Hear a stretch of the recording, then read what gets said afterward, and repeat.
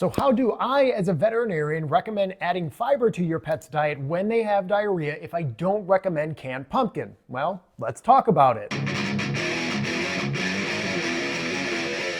So for those of you that didn't watch my video last week on my thoughts on pumpkin, number one, shame on you. You should go back and watch that. But number two, it's not that pumpkin's bad for your pets when they have diarrhea. It's perfectly safe to give them. It's just that it takes a lot more pumpkin than people generally think or use to provide enough beneficial fiber to treat your pet's diarrhea.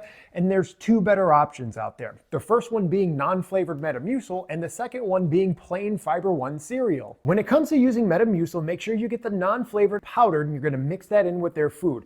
Now, the amount you're going to give, what I generally tell people to start with, is 1/2 to 1 teaspoon for every 10 pounds of body weight that your pet has. And that's going to be throughout the course of the entire day. And you're going to break that up into 2 or 3 different servings. When it comes to using the Fiber One cereal, it's going to take a little bit more of it because it's not as concentrated as Metamucil, and you can also use all brand cereal if you can't find Fiber One.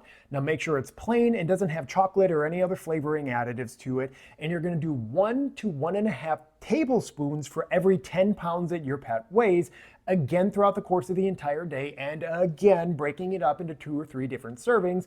And yes, that does mean an 80-pound dog will need an entire cup throughout the course of the day. And as an important reminder, you should only try to manage your pet's diarrhea at home if they're otherwise eating and still acting okay. If your pet's vomiting, not eating, or they're lethargic along with the diarrhea, you should probably have them evaluated by a veterinarian. But if they're otherwise doing okay, it's perfectly okay to try and manage your pet's diarrhea with a bland diet, adding fiber, and a good old probiotic like Fortiflora.